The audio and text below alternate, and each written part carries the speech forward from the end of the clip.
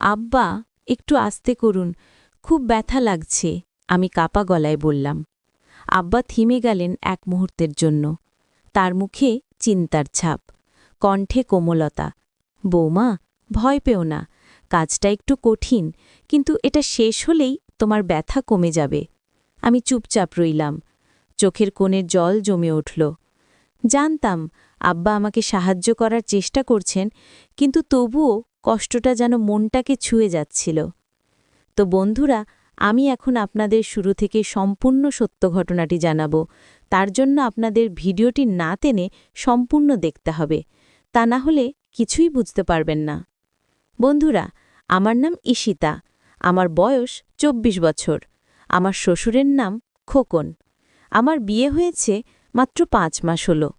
বিয়ের কিছুদিন পরেই আমার স্বামী ব্যবসার কাজে দেশের বাইরে চলে গেলেন ১ মাসের জন্য। তারপর থেকে বাড়িতে রয়ে গেলাম শুধু আমি আর আমার শ্বশুর। আমরা দুজন। আমার শাশুড়ি মারা গেছেন প্রায় ৬ বছর আগে।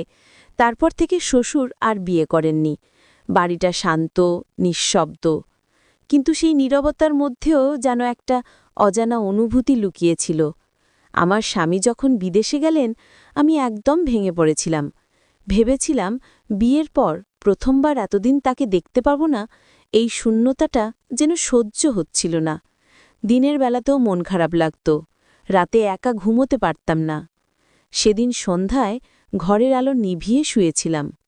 চোখের কোণে জল জমে আছে, বুকের ভেতরটা ভারী লাগছে। ঠিক তখনই দরজার কাছে পায়ের শব্দ শুনলাম। ধীরে ধীরে দরজাটা খুলে গেল। আমি চমকে উঠলাম। দেখলাম শ্বশুর আব্বা দাঁড়িয়ে আছেন, হাতে ১ গ্লাস পানি আর একটা ছোট ওষুধের প্যাকেট নিয়ে। নরম স্বরে বললেন, বৌমা, তুমি খাওনি কিছু? সারাদিন কিছু মুখে দাওনি? আমি চোখ মুছে বললাম, না আব্বা, খিদে লাগছে না।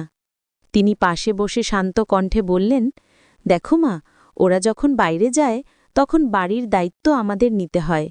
তুমি মন খারাপ করো না, আমি আছি, তোমার যত্নের কোনো কমতি হবে না। তার কণ্ঠে এক ধরনের অদ্ভুত মমতা ছিল। তখন আমি একটা জিনিস খুব স্পষ্টভাবে লক্ষ্য করলাম। বিয়ের পর এতদিন হয়ে গেলেও আমার শ্বশুর কখনো এভাবে আমার সঙ্গে কথা বলেননি। তিনি সাধারণত খুব চুপচাপ মানুষ, নিজের কাজে ব্যস্ত থাকতেন, আমার সঙ্গে প্রায় কথা বলতেন না বললেই চলে। সকালে উঠতেন, পত্রিকা পড়তেন, তারপর নাস্তা করে নিজের ঘরে চলে যেতেন। আমি চেষ্টা করতাম সাধারণভাবে কথা বলতে, কিন্তু তিনি শুধু ছোট ছোট উত্তর দিতেন, হ্যাঁ, না, ঠিক আছে, এর বেশি কিছু না। অথচ সেদিন যেন তিনি একেবারে অন্য রকম হয়ে গেলেন। তার চোখে ছিল এক ধরনের কোমলতা, কণ্ঠে অচেনা উষ্ণতা। সেই মুহূর্তে মনে হচ্ছিল যেন তিনি অনেকটা বদলে গেছেন। আমি অবাক হয়ে তাকিয়েছিলাম তার দিকে। ভাবছিলাম, এই মানুষটা এতদিন এত নির্লিপ্ত ছিলেন, হঠাৎ আজ কেন এত যত্নশীল হয়ে উঠলেন? তার কথাগুলো শুনে ভালো লাগছিল, কিন্তু মনটা অদ্ভুত এক অস্থিরতায় ভরে যাচ্ছিল, যেন কোনো অজানা কিছু ঘটতে যাচ্ছি, যার আভাস তখনই টের পাচ্ছিলাম, কিন্তু ঠিক বোঝার মতো করে ধরতে পারছিলাম না। বাড়ির নীরব পরিবেশের ভেতর যেন এক অদ্ভুত নিঃশব্দ চাপা উত্তেজনা ঘুরপাক খাচ্ছিল। ওই রাতের পর থেকে সবকিছু যেন ধীরে ধীরে বদলে যেতে লাগল। শ্বশুর আব্বা আগের মতো নির্লিপ্ত থাকতেন না। সকালে ঘুম থেকে উঠলে জিজ্ঞাসা করতেন, বৌমা, ঘুম হয়েছে? দুপুরে খেতে বসলে নিজে হাতে ভাত তুলে দিতেন, এইটা নাও মা, একটু বেশি খাও। তার এই আচরণে প্রথমে অবাক হতাম, তারপর ধীরে ধীরে অভ্যস্ত হয়ে গেলাম। কিন্তু মনের ভেতর একটা প্রশ্ন ঘুরে বেড়াত, এই হঠাৎ পরিবর্তনের কারণটা কি? পরের দিন বিকেলে বৃষ্টি পড়ছিল। আমি বারান্দায় বসে আকাশের দিকে তাকিয়েছিলাম। হালকা ঠান্ডা হাওয়ায় চুলগুলো এলোমেলো হয়ে যাচ্ছিল। ঠিক তখনই পেছন থেকে ধীরে ধীরে একটা চাদর এসে জড়িয়ে গেল আমার কাঁধে। আমি চমকে তাকালাম, দেখি শ্বশুর আব্বা দাঁড়িয়ে আছেন। বললেন, ঠান্ডা লাগবে বৌমা, ভিজে যেও না। তার কণ্ঠটা নরম, কিন্তু সেই নরমতার ভিতরেও যেন কিছু একটা ছিল, যেটা বোঝা যায় না, তবুও অনুভব করা যায়। আমি কিচ্ছু বলিনি, শুধু মাথা নিচু করে বসে রইলাম। বাইরে বৃষ্টি ঝরছিল, আর ভেতরে যেন অজানা কিছু গড়ে উঠছিল, যেটা হয়তো বলা যায় না, কিন্তু যেটা অনুভব করা বন্ধ করা যায় না। সেই দিনটার পর থেকে শ্বশুর আব্বার আচরণ আরও অদ্ভুত হতে লাগল। আগে তিনি শুধু প্রয়োজনের কথাই বলতেন, এখন প্রায়ই আমার আশেপাশে থাকতেন। কখনো রান্নাঘরে এসে জিজ্ঞেস করতেন, বৌমা কিছু লাগবে? আবার কখনো বিকেলে দরজার কাছে দাঁড়িয়ে দেখতেন আমি কি করছি। তার দৃষ্টিতে এক ধরনের গভীরতা ছিল, যা আগে কখনো টের পাইনি। প্রথমে ভেবেছিলাম হয়তো তিনি একা থাকেন বলে একটু স্নেহ দেখাচ্ছেন, কিন্তু ধীরে ধীরে সেই স্নেহের ভেতরে যেন অন্যরকম কিছু মিশে যাচ্ছিল। রাতে ঘুমাতে গেলে দরজার ওপাশে পায়ের শব্দ শুনতাম, মৃদু কিন্তু স্পষ্ট। মনে হতো কেউ যেন দরজার কাছেই দাঁড়িয়ে আছে, নিঃশব্দে। একদিন রাতে হঠাৎ ঘুম ভেঙে গেল। দেখি দরজার নিচ দিয়ে হালকা আলো আসছে। আমি ধীরে ধীরে উঠে দরজার কাছে গেলাম। কাঁপা হাতে দরজাটা সামান্য ফাঁক করতেই দেখি আব্বা বসে আছেন সোফায়, আমার ঘরের দিকেই তাকিয়ে। আলোটা তার মুখে পড়ছিল, চোখ দুটো গভীর, চিন্তামগ্ন। আমার বুক ধকধক করতে লাগল। দরজাটা আস্তে করে বন্ধ করে দিলাম। সেই রাতটার পর আমি আর স্বাভাবিক থাকতে পারিনি। সব কিছুতেই যেন রহস্য, অজানা এক অস্বস্তি। মনে হচ্ছিল এই বাড়ির নীরবতার মধ্যে কিছু একটা ঘটছে, যা আমি দেখতে পাচ্ছি না, কিন্তু টের পাচ্ছি প্রতি মুহূর্তে। সেই রাতের পর থেকে আমি নিজেকে শান্ত রাখার চেষ্টা করছিলাম। ভেবেছিলাম হয়তো আমি বাড়ির নিস্তব্ধতায় অতিরিক্ত সংবেদনশীল হয়ে পড়েছি। কিন্তু যতই সময় যাচ্ছিল ততই বিষয়গুলো অদ্ভুত হয়ে উঠছিল। একদিন সকালে রান্নাঘরে ঢুকে দেখি চুলার পাশে রাখা দুধের পাত্র উথলে পড়ে গেছে, অথচ আমি তখনও ঘুম থেকে উঠিনি। নিচে কেউ ঢুকেছে এমন কোনো চিহ্নও নেই। আবার একদিন দেখলাম আমার ঘরের দরজাটা আমি ভেতর থেকে বন্ধ করেও সকালে অল্প খোলা অবস্থায় আছে। মনে হচ্ছিল কেউ যেন ভেতরে ঢুকে কিছু একটা করেছে, কিন্তু কোনো চিহ্ন রেখে যায়নি। শ্বশুরাব্বা তখনও আগের মতো শান্ত ও স্বাভাবিক আচরণ করছেন। তিনি মাঝে মাঝে আমাকে বলতেন, বৌমা তোমার মুখে ক্লান্তি দেখি কেন, ঘুম হয় না নাকি? আমি শুধু হাসতাম, কিন্তু ভিতরে ভিতরে ভয়টা বাড়ছিল। তারপর একদিন সন্ধ্যায় আমি একা বসেছিলাম ড্রয়িং রুমে। হঠাৎ ওপরতলা ঘর থেকে একটা মৃদু শব্দ এলো, যেন কেউ ধীরে ধীরে হাঁটছে। আমি চমকে উঠলাম, ভাবলাম হয়তো আব্বা, কিন্তু বাইরে তাকিয়ে দেখি তিনি বারান্দায় বসে খবরের কাগজ পড়ছেন। তখন আমার বুক ধকধক করতে লাগল। আমি ধীরে ধীরে সিঁড়ি বেয়ে ওপরে উঠলাম। বাতাসে এক অদ্ভুত গন্ধ, পুরনো কাপড় আর ধুলোর গন্ধ।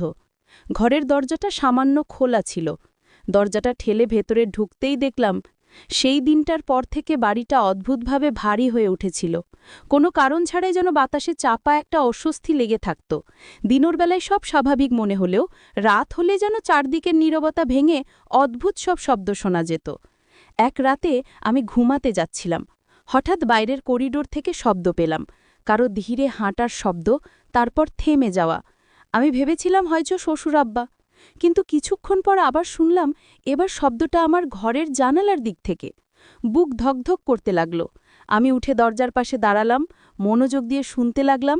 এবার একেবারে পরিষ্কার শুনতে পেলাম কেউ যেন নিঃশব্দে আমার নাম ডাকছে, ঈশিতা। আমি হতবাক। গলা শুনে মনে হলো খুব পরিচিত, কিন্তু ঠিক বুঝতে পারছিলাম না কার। দরজাটা খোলার সাহস হচ্ছিল না, পুরো শরীর কাঁপছিল ভয়ে। পরদিন সকালে আব্বাকে জিজ্ঞেস করলাম, রাতে আপনি কি আমার ঘরের পাশে ছিলেন? তিনি অবাক হয়ে বললেন, না তো, আমি তো সারা রাত আমার ঘরেই ছিলাম। তুমি কিছু শুনেছিলে নাকি? আমি কিছু বলিনি, শুধু মাথা নেড়ে চলে গেলাম, কিন্তু মনের ভেতরে একটা ঝড় বইছিল। রাতে শোনা সেই কণ্ঠটা কার? এরপর থেকে প্রতিদিন রাতে কিছু না কিছু ঘটতে লাগল। কখনো দরজা হালকা দুলে ওঠে, কখনো ঘরের বাতি নিজে নিজে নিভে যায়। আমি প্রথমে ভেবেছিলাম হয়তো ঘরে কোনো বিদ্যুৎ সমস্যা, কিন্তু একদিন এমন কিছু ঘটল যা আমাকে বিশ্বাস করিয়ে দিল এই বাড়িতে শুধু আমি আর আব্বা নই, আরও কেউ আছে। সেই রাতে আমি বিছানায় শুয়েছিলাম। জানালাটা অল্প খোলা ছিল। হঠাৎ এক দমকা হাওয়া এসে পর্দাটা উড়িয়ে দিল। আমি চোখ খুলেই দেখি জানালার ধারে কেউ দাঁড়িয়ে। মুখ দেখা যাচ্ছিল না, কিন্তু ছায়াটা স্পষ্ট। আমি চিৎকার করে উঠতেই ছায়াটা এক ঝটকায় অদৃশ্য হয়ে গেল। আব্বা দৌড়ে এলেন। কি হয়েছে বৌমা? আমি কাঁপা গলায় বললাম, জানালার পাশে কেউ ছিল। তিনি বাইরে তাকিয়ে দেখলেন, তারপর শান্ত গলায় বললেন, ওদিকে কেউ নেই, হয়তো ভুল দেখেছ। কিন্তু আমি জানতাম আমি ভুল দেখিনি, সেই ছায়াটা বাস্তব ছিল। সেই রাতের ঘটনাটা আমাকে একদম ভিতর থেকে নাড়িয়ে দিয়েছিল। সকালে অনেক ভেবেছি, হয়তো চোখের ভুল, হয়তো ছায়া দেখেছি। কিন্তু যতবার চোখ বন্ধ করি, জানালার ধারে দাঁড়িয়ে থাকা সেই অবয়বটা বারবার ভেসে ওঠে মনে। তার পরের দিন থেকে আমি আমার শ্বশুরের দিকে একটু অন্যভাবে তাকাতে শুরু করলাম। অদ্ভুতভাবে তার চোখের দৃষ্টি, হাঁটার ভঙ্গি, সবকিছুতে যেন কিছু মিল পাচ্ছিলাম সেই রাতের ছায়াটার সঙ্গে। কখনো মনে হতো তিনি কিছু লুকাচ্ছেন, আবার কখনো ভাবতাম হয়তো আমারই ভুল ধারণা। একদিন বিকেলে আব্বা বারান্দায় বসে চা খাচ্ছিলেন। আমি রান্নাঘর থেকে বেরিয়ে দেখলাম বাতাসে হালকা আলো পড়েছে। তার মুখটা অদ্ভুত লাগছে। সেই মুহূর্তে মনে হল এই মুখটাই তো আমি দেখেছিলাম জানালার পাশে। আমার বুকটা কেঁপে উঠল। আমি কিছু না বলে ভেতরে চলে এলাম, কিন্তু মন শান্ত হচ্ছিল না। রাতে আবার হালকা শব্দ হল, একইভাবে, ধীরে ধীরে, ঠিক জানালার দিক থেকে। আমি চাদর মুড়ি দিয়ে শুয়ে রইলাম, সাহস হচ্ছিল না তাকাতে। শব্দটা থেমে গেল কিছুক্ষণ পর, কিন্তু হঠাৎ করেই খুব নিচু স্বরে সেই একই গলা, ঈশিতা। আমি বিছানা থেকে উঠে দরজার ফাঁক দিয়ে তাকালাম। বাইরে কেউ নেই, কিন্তু আলো নিভে গেল এক মুহূর্তে। আমি জানতাম এইবার যা দেখছি বা শুনছি সেটা কল্পনা নয়। আমার মনে হচ্ছিল কেউ যেন আমাকে বোঝাতে চাইছে কিছু, কিন্তু কে আর কেন? সবচেয়ে ভয়ঙ্কর ব্যাপার হল আমার মনের গভীর একটা অজানা অনুভূতি তৈরি হচ্ছিল। যে ছায়াটা আমি দেখেছিলাম সেটি আমার শ্বশুর নয়, কিন্তু তার সঙ্গে কোনো এক অদ্ভুত মিল রয়েছে। যেন তার চেনা গন্ধ, তার চলার ছন্দ, কিন্তু মুখটা একদম অপরিচিত। সেই মুহূর্তে আমি বুঝে গেলাম এই বাড়ির ভেতর কিছু একটা লুকিয়ে আছে, যা আব্বার সঙ্গে কোনোভাবে জড়িত। কিন্তু কিভাবে, সেটা আমি তখনও জানতাম না। সেই রাত্রার পর থেকে আমি আর শান্তিতে থাকতে পারছিলাম না। ঘরের প্রতিটি কোণ, প্রতিটি শব্দ যেন আমার ভেতরের ভয়টাকে নাড়া দিচ্ছিল। আব্বা আগের মতোই শান্তস্বরে কথা বলতেন, কিন্তু তার চোখে যেন অন্য কিছু ছিল, অচেনা, গভীর আর ভয়ানকভাবেই চেনা। একদিন সকালে আমি রান্নাঘরে ছিলাম। তিনি এসে পেছন থেকে বললেন, বৌমা, আমি তোমার জন্য চা বানিয়ে এনেছি। আমি চমকে তাকালাম। বললাম, আব্বা, আপনি তো কখনো চা বানান না। তিনি মৃদু হেসে বললেন, আজ মন চাইল। চায়ের কাপটা হাতে নিতেই আমার বুকের ভেতর একটা কাঁপুনি উঠল। তার কণ্ঠে, তার হাসিতে অদ্ভুত এক মিল ছিল। তো বন্ধুরা, এই গল্পটি কিন্তু এখানেই শেষ নয়। এই গল্পটির দ্বিতীয় পর্ব রয়েছে। যদি আপনারা দ্বিতীয় পর্ব পেতে চান, তাহলে অবশ্যই এই চ্যানেলটি সাবস্ক্রাইব করে পাশে থাকা অল নোটিফিকেশন অন করে রাখবেন।